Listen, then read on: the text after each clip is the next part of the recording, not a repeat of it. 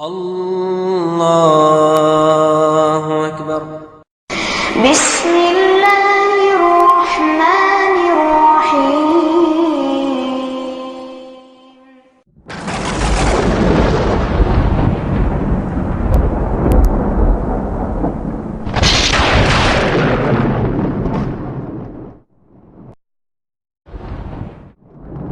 وقل جاء الحق وزهق الباطل إن الباطل كان زهوقا.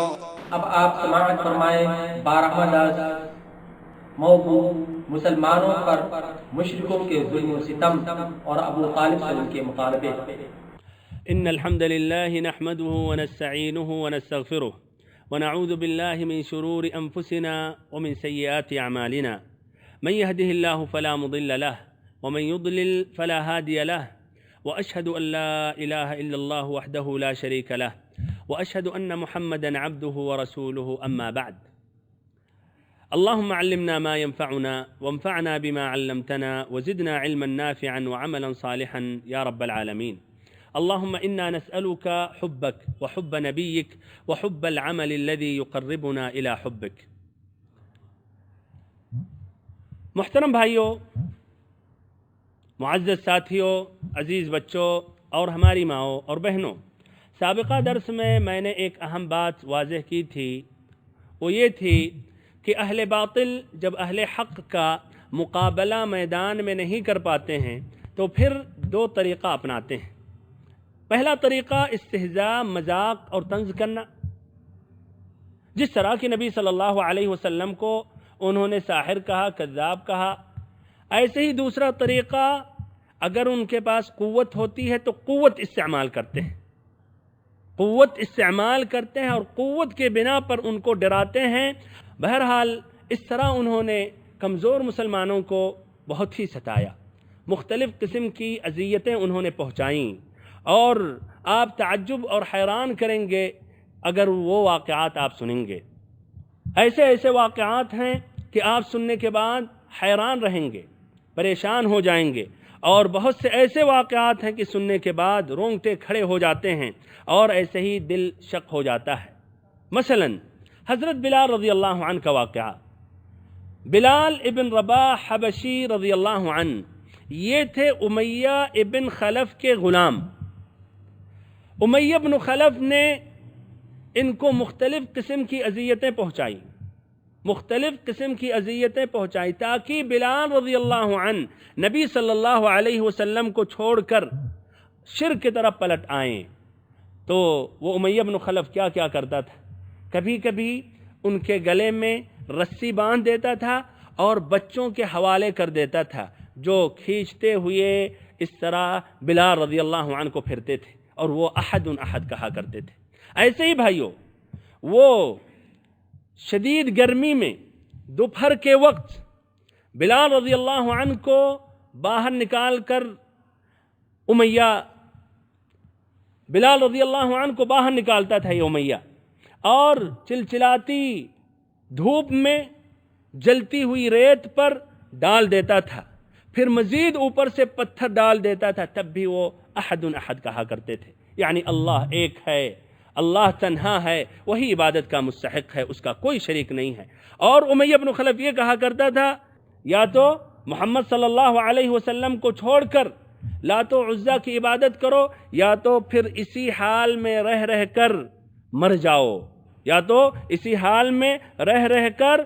جاؤ۔ بہرحال وہ احد کہا کرتے تھے۔ ابو بکر رضی اللہ عنہ کا ایک مرتبہ وہاں سے گزر ہوا، انہوں نے بلال رضی اللہ عنہ کو اس حالت اور کیفیت میں دیکھا تو وہ سہ نہیں سکے، اور انہوں نے امیہ بن خلف سے خرید لیا، اور پھر اللہ کی خاطر انہوں نے آزاد کر دیا۔ اللہ اکبر! یہ ابو بکر رضی اللہ عنہ کہ اس طرح بھائیوں ابھی اور ذکر آئیں گے، بہت سے غلاموں کو انہوں نے آزاد کیا۔ ایسے ہی بھائیوں ایک صحابی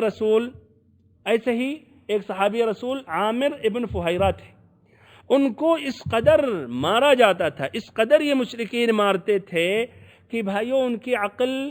غائب ہو جاتی تھی، عقل کھو جاتی تھی، عقل جاتی رہتی تھی، اور پھر وہ کیا کہہ رہے ہیں ان کو خود احساس نہیں ہوتا تھا، ان کو پتہ بھی نہیں چلتا تھا۔ اس قدر مار کی شدت میں۔ ایسے بھائیوں ایک صحابی رسول ابو فقیہہ یا ابو فقیہہ، ان کا نام افلح تھا اور یہ قبیلہ ازد کے تھے اور قبیلے بنو عبد الدار کے غلام تھے۔ ان کے پاؤں میں لوہے کی بیڑیاں پہنا کر دوپہر کی چلچلاتی دھوپ میں کپڑے اتار کے لٹا دیے جاتے تھے۔ چلچلاتی دھوپ میں کپڑے اتار کے اس ریت پر، جلتی ہوئی ریت پر ڈال دیا جاتا تھا اور پھر ان کے اوپر بڑا سا پتھر لا کے رکھ دیا جاتا تھا کہ ہل نہ سکیں،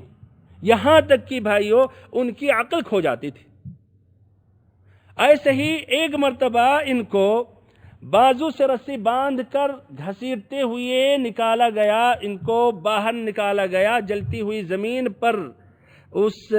جلتی ہوئی ریت پر ڈالا اور اس کے بعد گلا دبایا گیا۔ اتنا زور سے گلا دبایا گیا کہ سمجھا گیا کہ یہ مر گئے۔ ابو بکر رضی اللہ عنہ وہاں سے گزرے۔ ابو بکر رضی اللہ عنہ نے ان کو خرید لیا اور اللہ کی خاطر انہوں نے آزاد کر دیا۔ ایسے بھائیوں ایک مشہور صحابی ہیں جن کا نام خباب بن الارت، اور ان کا واقعہ مشہور ابن سعد نے اپنی کتاب طبقات میں روایت کی ہے، اور یہ زمانے جاہلیت میں قید ہو کر آئے تھے۔ بنو خزاعہ کی ایک عورت جس کا نام ام انمار بنت سباع تھا خرید لیا تھا، اور یہ خباب بن الارت لوہار تھے۔ انہوں نے جب اسلام قبول کیا تو ان کی مالکن لوہے کا جلتے ہوئے ایک ٹکڑا لے کر آتی اور ان کے پیٹھ پر ڈال دیتی تھی تاکہ محمد صلی اللہ علیہ وسلم سے کفر کریں اور اس دین کو چھوڑ دیں، لیکن تب بھی ان کا ایمان مزید بڑھتے ہوئے چلا جاتا تھا۔ صرف ان کی مالکن یہ اذیت نہیں دیتی تھی بلکہ مشرکین بھی کبھی کبھی ان کا گلا دباتے تھے، گلا ایٹھتے تھے اور بال نوچتے تھے، اور ایسے ہی کئی مرتبہ بھائیوں جلتے ہوئے کوئلوں پر ڈال دیے جاتے تھے۔ ایسے ہی جلتے ہوئے کوئلوں پر ڈال کر سینے پر بھاری پتھر رکھ دیا جاتا تھا تاکہ اٹھ نہ سکے۔ ایسے بھائیوں حضرت زنیرہ رضی اللہ عنہا، یہ صحابیہ، ان کا ایک واقعہ جو دردناک ہے، اور پھر دیکھیے ایک طرح ان کے لیے کرامت بھی بعد میں اللہ تعالیٰ نے پیش کی۔ وہ اس طرح ہے کہ یہ روم کی تھیں، روم کی یہ تھی، ایک رومی لونڈی تھی۔ ان کو اس قدر تکلیفیں دی گئیں، اس قدر اذیتیں دی گئیں کہ یہ اندھی ہو گئیں۔ جب یہ اندھی ہو گئیں تو مزید طنز اور استہزاء کرنے لگے یہ کفار اور مشرکین، کہنے لگے کہ تم پر لات و عزیٰ کی مار لگی ہوئی ہے، یعنی ان کی لعنت تم پر برسی ہوئی ہے اس لیے کہ تم نے ان کو چھوڑ دیا اور یہ محمد صلی اللہ علیہ وسلم کے دین میں داخل ہو گئی ہو۔ بہرحال انہوں نے کہا کہ اللہ کی قسم وہ ہمارا کچھ بھی نقصان نہیں پہنچا سکتے، یہ اللہ تعالیٰ کی طرف سے ہے، اور اگر اللہ تعالیٰ چاہے تو اس کو دور کر دے۔ سبحان اللہ۔ صبح ہوئی تو دوبارہ دیکھنے لگی، دوبارہ ان کی نگاہ واپس ہو گئی۔ اس پر دیکھ کر وہ کفار اور مشرکین حیران ہو گئے، ایمان لانے کے بجائے کہنے لگے کہ یہ محمد صلی اللہ علیہ وسلم کا جادو ہے۔ بہرحال ایسے ہی بنو عدی کہ عمرو بن مؤمل کی ایک لونڈی تھی، ان کو عمر بن الخطاب رضی اللہ عنہ اسلام قبول کرنے سے پہلے ان کو تکلیفیں دیتے تھے اور مارتے تھے، اس قدر مارتے تھے، اس قدر مارتے تھے کہ مار مار کے جب خود تھک جاتے تھے، جب خود اکتا جاتے تھے تو کہتے تھے کہ میں نے اس لیے چھوڑا ہے، اس لیے میں خود اکتا گیا ہوں، نہ کہ کسی مروت کی وجہ سے یا رحمت کی وجہ سے۔ دیکھیے کس قدر وہ شدید تھے، کس قدر ان کا دل اس وقت سخت تھا۔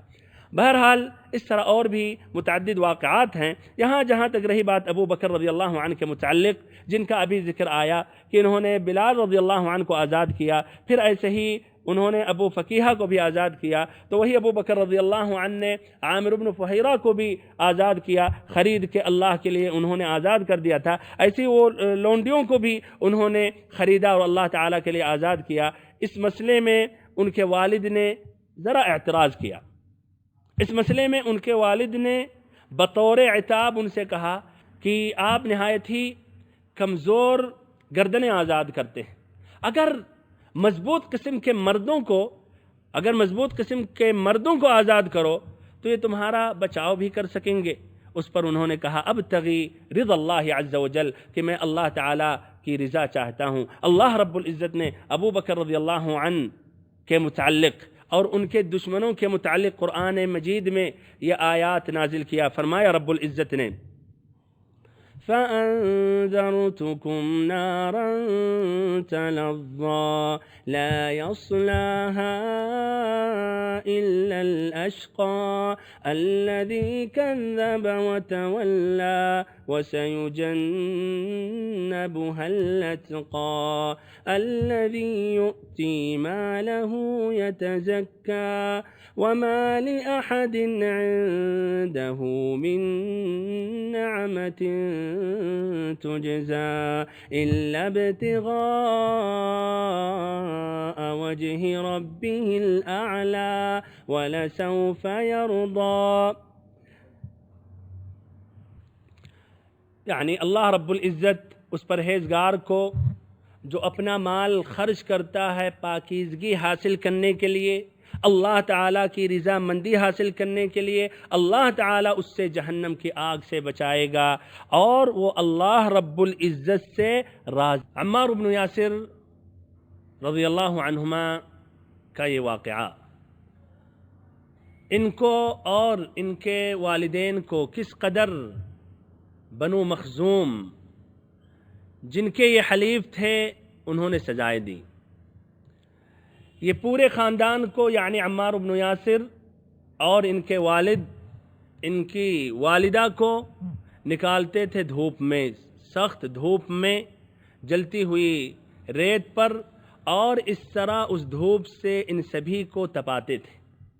آپ صلی اللہ علیہ وسلم کا ان سے گزر ہوتا تھا تو آپ کہتے تھے صبراً یا آل یاسر فإن موعدکم الجنہ اللہم اغفر لآل یاسر، کہ آل یاسر صبر کرو، تمہارا ٹھکانہ جنت ہے، اے اللہ آل یاسر کو بخش دے۔ اس قدر یہ عذابیں سہتے رہے یہاں تک کہ عمار بن یاسر کے والد یعنی حضرت یاسر رضی اللہ عنہ چل بسے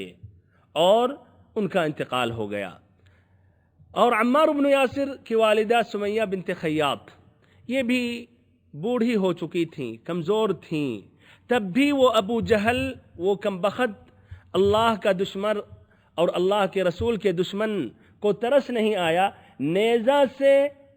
ان کی شرمگاہ میں مارا، جس سے وہ شہید ہو گئیں، اور وہ اسلام میں سب سے پہلے شہید ہوئی ہیں۔ پھر عمار بن یاسر رضی اللہ عنہ کو مختلف قسم کی اذیتیں دینے لگے، یہاں تک کہ برداشت کے باہر یہ اذیتیں ہو گئیں۔ کبھی ان کو زرہ پہنا کر سخت دھوپ میں بیٹھاتے، کبھی ان کو پانی میں ڈبو دیتے، کبھی ان کو بھاری پتھر لا کے ان کے اوپر رکھ دیتے، یہاں تک کہ ایک مرتبہ انہوں نے کہا اگر نبی صلی اللہ علیہ وسلم کو برا بھلا کہہ دو، کچھ گالی دے دو، اور ایسے ہی لات و عزا جو ہمارے خدا ہیں ان کی تائید میں کچھ اچھی بات کہہ دو تو ہم آپ کو چھوڑ دیں گے۔ انہوں نے ایسا ہی کیا، جس سے وہ خوش ہو گئے اور ان کو انہوں نے چھوڑ دیا، لیکن بہت نادم ہوئے، بہت انہوں نے افسوس کیا، نبی پاک صلی اللہ علیہ وسلم کے پاس پہنچے۔ اللہ رب العزت نے قرآن مجید کی آیت کریمہ نازل کی، من كفر بالله من بعد إيمانه إلا من نكره وقلبه مطمئن بالإيمان ولكن من شرح بالكفر صدرا فعليهم غضب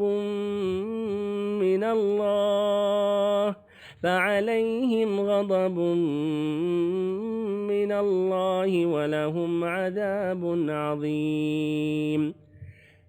کہ جس شخص کے دل میں ایمان بھرا ہوا ہے اور پھر مجبوری کے تحت کفر کہے یا کفری بات نکالے ظاہر کرے تو وہ کافر نہیں، بلکہ کافر وہ شخص جس کے دل میں کفر بھرا ہو ایسا شخص یہ عذاب کا مستحق ہے، بلکہ اللہ کا غضب اس پر ہے۔ ایسے بھائیو حضرت مصعب بن عمیر رضی اللہ عنہ جو نہایت ہی نعمت و ناز میں پلے تھے، انہوں نے جب اسلام قبول کیا تو انہی کے والدہ نے ان کا کھانا پانی بند کر دیا اور گھر سے باہر کر دیا، چنانچہ سانپ کی کچلی کی طرح ان کی چمڑی ادھڑ گئی۔ ایسے ہی حضرت صہیب ابن سنان رضی اللہ عنہ، صہیب الرومی رضی اللہ عنہ، ان کو بھی مختلف قسم کی اذیتیں دیتے رہے، یہاں تک کہ بھائیو ان کی عقل کھو بیٹھی اور پھر ان کے سمجھ میں نہ آتی کہ کیا ان سے کہا جا رہا ہے یا یہ خود کیا کہہ رہے ہیں۔ ابو جہل کا حال یہ تھا کہ جب اس کو کسی معزز، کسی شریف، کسی بچاؤ کی طاقت رکھنے والے کے اسلام لانے کی خبر ملتی تو اس کے پاس پہنچتا اور ڈانٹتا، پھٹکارتا اور دھمکیاں دیتا کہ مال و عزت کی بہت نقصان میں پہنچاؤں گا، اور اگر وہ کمزور ہوتا اسلام لانے والا تو خود مارتا، جرأت دے کے خود مارتا اور دوسروں کو بھی شہ دیتا، دوسروں کو بھی مارنے کے لیے کہتا۔ ہمارے بھائیوں اس طرح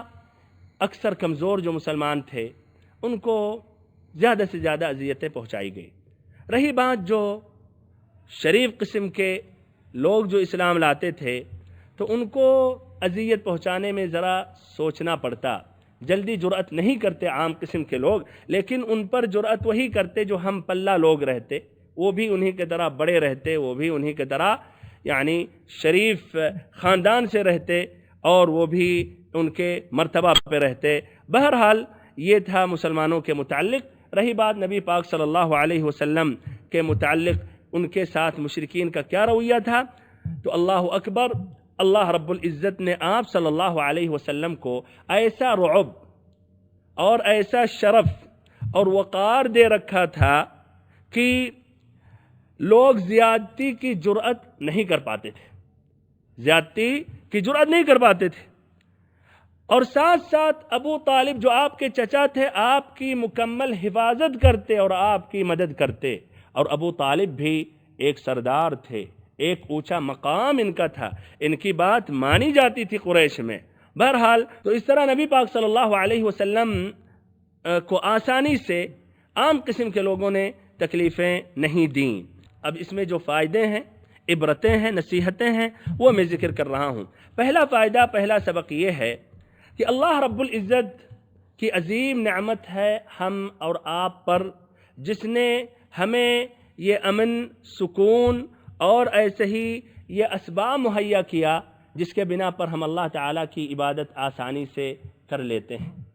کوئی رکاوٹ نہیں ہے۔ ہم اور آپ ابھی مسجد میں بیٹھے ہوئے ہیں، بیٹھے رہیں، قرآن پڑھیں، نمازیں پڑھیں، اللہ کا ذکر کریں، جا کر طواف کریں، جا کر عمرہ کریں اور عبادتیں کر سکتے ہیں، بھلائی کا حکم دیں، برائیوں سے روکیں، ایسے ہی دعوت الی اللہ کا فریضہ انجام دیں۔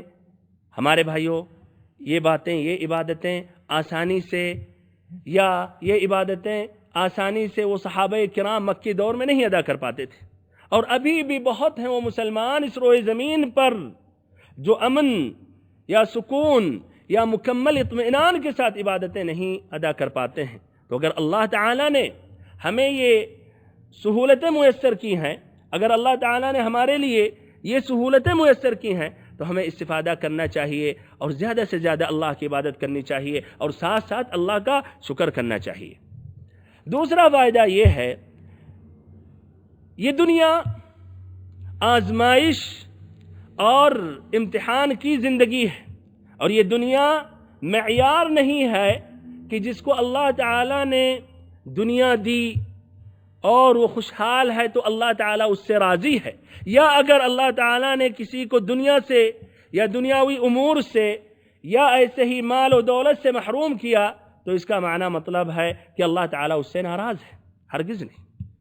بلکہ یہ دنیا معیار بھائیوں نہیں ہے۔ اللہ تعالیٰ دنیا اس کو بھی دیتا ہے جس سے محبت کرتا ہے، اور اس کو بھی دیتا ہے جس سے بغض و نفرت رکھتا ہے،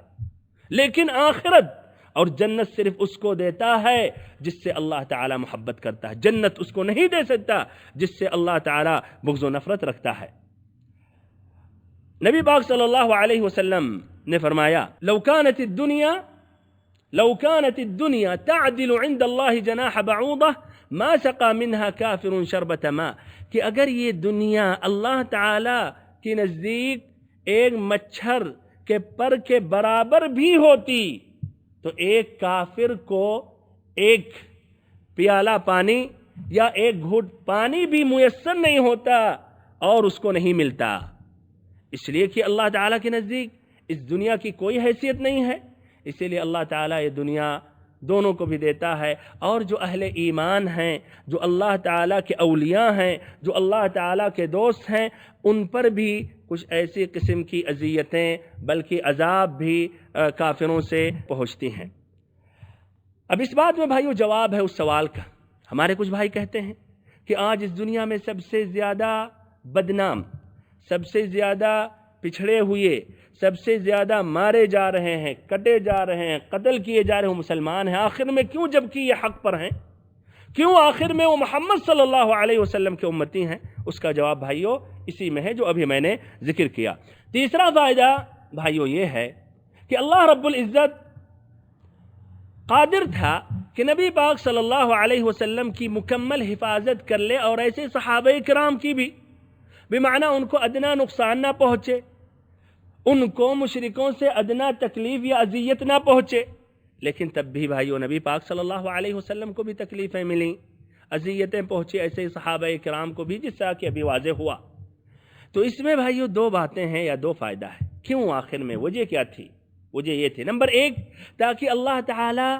نبی صلی اللہ علیہ وسلم کا اور ان صحابہ کرام کا مقام و مرتبہ کو بلند کرے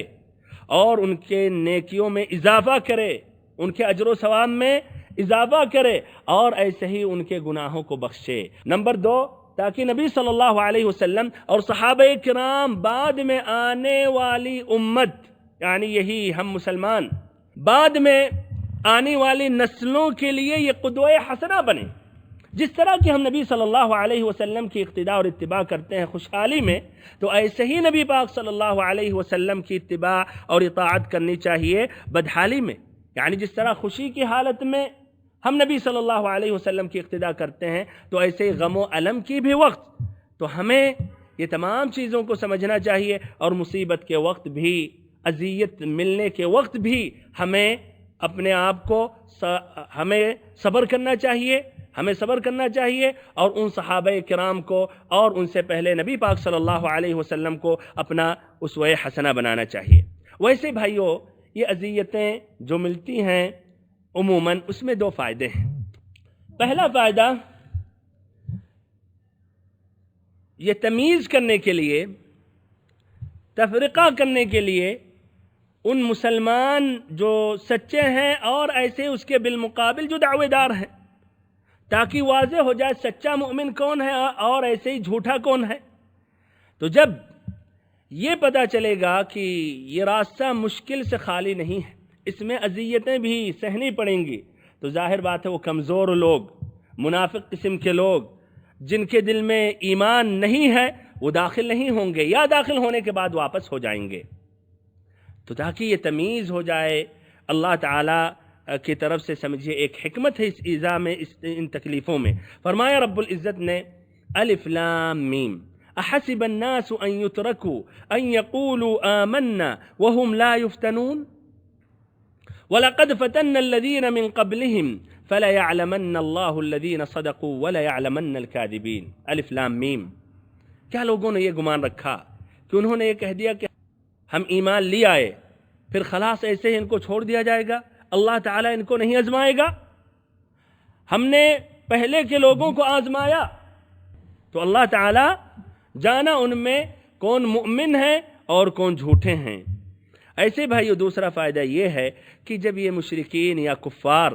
جب مسلمانوں کو اذیتیں جب پہنچاتے ہیں تو اس میں برعکس فائدہ بھی ظاہر ہوتا ہے۔ مثلا انہوں نے جب اذیتیں پہنچائیں تو حضرت حمزہ رضی اللہ عنہ نے اسلام قبول کیا۔ حضرت حمزہ رضی اللہ عنہ نے کس طرح اسلام قبول کیا؟ جب ان کو یہ پتہ چلا کہ ابو جہل نے نبی پاک صلی اللہ علیہ وسلم جو ان کے بھتیجے ہیں ان کو گالی دیا اور مارا ہے، تو ضد میں آ کے انہوں نے اسلام قبول کیا، اور پھر بعد میں صحیح معنوں میں اسلام میں داخل ہو گئے یا صحیح دل سے اسلام میں داخل ہو گئے۔ ایسے ہی بھائیوں، انہوں نے جب یہ اذیتیں پہنچائیں تو بہت سے مسلمانوں نے ہجرت کی حبشہ کی طرف۔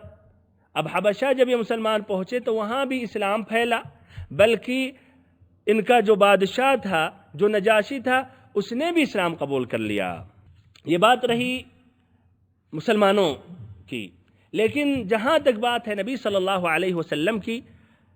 تو اللہ رب العزت نے نبی صلی اللہ علیہ وسلم کو ایسا رعب اور شرف اور وقار دے رکھا تھا کہ لوگ زیادتی کی جرأت نہیں کرتے تھے، زیادتی کرنے کی جرأت نہیں کرتے تھے۔ اور ساتھ ساتھ اللہ تعالیٰ نے ابو طالب کو بھی نبی صلی اللہ علیہ وسلم کے لیے مہیا کیا تھا، جو آپ صلی اللہ علیہ وسلم کی حفاظت کرتے تھے، آپ کی مدد کرتے تھے۔ ابو طالب کا ایک اونچا مقام تھا پورے قریش میں، بلکہ ایک سردار تھے جن کی بات مانی جاتی تھی، ان کی بات آسانی سے ٹالی نہیں جاتی تھی۔ لیکن تب بھی وہ مشرکین، وہ کفار مکہ اس تشویش میں تھے کہ ابو طالب اپنے بھتیجے کا ساتھ دیتا ہے جبکہ وہ خود ہمارے دین پر ہے، اور مکمل طور پر اپنے بھتیجے کی مدد کرتا ہے۔ اسی لیے وہ کئی مرتبہ ابو طالب کے پاس آئے سمجھانے کے لیے، اور کچھ مرتبہ تو انہوں نے دھمکیاں بھی دیں کہ ابو طالب اپنے بھتیجے کو آپ روک لیں، اپنے بھتیجے کو آپ روک لیں۔ تو اس طرح کئی مرتبہ آئے۔ تین واقعات اس میں مہم ہیں، ایک مرتبہ آئے اور نہایت ہی سنجیدگی سے انہوں نے ابو طالب کو سمجھایا اور کہا کہ اے ابو طالب، آپ کا یہ جو بھتیجا ہے، آپ اس سے واقف ہیں، ہمارے خداؤں کو برا بھلا کہتا ہے اور ہمارے دین پر عیب لگاتا ہے، اور ایسے ہی ہمارے عقلوں کو بیوقوف سمجھتا ہے، ایسے ہی ہماری عقلوں کو بیوقوف ٹھہراتا ہے اور ہمارے آباء و اجداد کو گمراہ کہتا ہے۔ تو ایسا ہے کہ آپ اپنے بھتیجے کو روکیں، اس لیے کہ آپ بھی ہمارے ساتھ ہمارے ہی دین پر ہیں، یا تو پھر آپ ہمارے اور اپنے بھتیجے کے درمیان سے ہٹ جائیں، ایک سائڈ پر ہو جائیں، پھر ہم نمٹ لیں گے، ہم سمجھ لیں گے۔ انہوں نے ان کو خاموش کرنے کے لیے اچھا جواب دیا، نرمی سے انہوں نے بات کی اور ایسے ہی انہیں خوش اسلوبی سے واپس کر دیا، اور اس طرح آپ صلی اللہ علیہ وسلم اپنا کام کرتے رہے اور دین کی دعوت دیتے رہے۔ پھر ایک مرتبہ آئے۔ کب آئے؟ جب انہوں نے دیکھا کہ نبی صلی اللہ علیہ وسلم تو اپنا پورا کام کر رہے ہیں اور کوئی فرق نہیں آیا ابو طالب کو سمجھانے کے بعد، اسی لیے دوبارہ وہ پہنچے اور انہوں نے کہا کہ ابو طالب، آپ ہم میں عمر دراز ہیں اور شرف و منزلت رکھتے ہیں، اور ہم نے آپ کو پہلے سمجھایا کہ اپنے بھتیجے کو آپ روکیں، لیکن آپ نے ایسا نہیں کیا، جبکہ آپ کا بھتیجا ہمارے آباء و اجداد کو برا بھلا کہتا ہے، ہمارے خداؤں کو برا بھلا کہتا ہے، ہماری عقلوں کو بیوقوف ٹھہراتا ہے۔ اسی لیے یا آپ ان کو منع کریں یا آپ انہیں روکیں، یا تو پھر ہم آپ کے اور ان کے دونوں کے مقابل اتر پڑیں گے، ٹوٹ پڑیں گے، اور اس وقت تک نہیں ٹلیں گے جب تک نہ دونوں فریقوں میں سے ایک فریق کا خاتمہ نہ ہو جائے۔ ہمارے بھائیوں، یہ اسلوب ان کا اس مرتبہ سخت تھا، اور حقیقت میں انہوں نے دھمکی دی اور چیلنج کی۔ اسی لیے اس بات سے متاثر ہو گئے ابو طالب، اور یہ چیلنج بڑا بھاری محسوس ہوا ابو طالب کو۔ تو انہوں نے نبی صلی اللہ علیہ وسلم کو بلایا، نبی پاک صلی اللہ علیہ وسلم کو بلایا اور سمجھایا، اور یہ بات بھی انہوں نے سنائی۔ پھر کہا کہ اب مجھ پر اور اپنے اوپر رحم فرماؤ، اب اپنے اوپر اور مجھ پر رحم کرو، اور میری طاقت سے زیادہ مجھ پر بوجھ نہ ڈالو۔ آپ صلی اللہ علیہ وسلم نے جب ان کی یہ کمزوری دیکھی تو آپ نے کہا، اگرچہ سند کے اعتبار سے اس میں کلام ہے، صحیح نہیں ہے، لیکن سیرت میں ذکر کیا جاتا ہے، آپ نے فرمایا، یا عم واللہ لو وضع الشمس فی یمینی والقمر فی یساری علی ان اترک هذا الامر حتى يظهره الله او اہلک فیہ ما ترکتہ، کہ اے ہمارے چچا، اللہ کی قسم اگر سورج ہمارے داہنے ہاتھ پر رکھ دیں اور چاند بائیں ہاتھ پہ رکھ دیں کہ میں یہ چھوڑ دوں، اللہ تعالیٰ کی طرف دعوت نہ دوں، تو میں نہیں چھوڑ سکتا، یہاں تک کہ یا تو اللہ تعالیٰ اپنے دین کو غالب کر دے یا تو میں اسی راستے میں ہلاک ہو جاؤں۔ پھر آپ صلی اللہ علیہ وسلم کے آنکھوں سے آنسو ظاہر ہو گئے، آپ کے آنکھوں سے آنسو نکل پڑے اور آپ صلی اللہ علیہ وسلم رو پڑے۔ یہ دیکھ کر ابو طالب کی محبت اور قوت پلٹ آئی، اور پھر انہوں نے کہا کہ بھتیجے جاؤ، جو کہنا ہے کہو، جو کہنا ہے کہو، جو کرنا ہے کرو، میں آپ کے ساتھ ہوں اور میں کبھی بھی آپ کو چھوڑ نہیں سکتا۔ اور انہوں نے شعر میں بھی بھائیو یہ ذکر کیا، شعر میں بھی انہوں نے ذکر کیا، کہا واللہ لن يصلوا إليك بجمعهم حتى أوسد في التراب دفينا فاصدع بأمرك ما عليك غضاضة وابشر وقر بذاك منك عيونا والله لن يصلوا إليك بجمعهم حتى وسد في التراب دفينا فاصدع بأمرك ما عليك غضاضة وابشر وقر بذاك منك عيونا، کہ اللہ کی قسم آپ صلی اللہ علیہ وسلم تک ہم ان کو نہیں پہنچنے دیں گے، چاہے جتنی بھی وہ کوشش کر لے، آپ تک ہم ان کو نہیں پہنچنے دیں گے، یہاں تک کہ میں مٹی میں قبر میں دفن ہو جاؤں۔ جائیے اللہ کے نبی، یا جائیے ہمارے بھتیجے،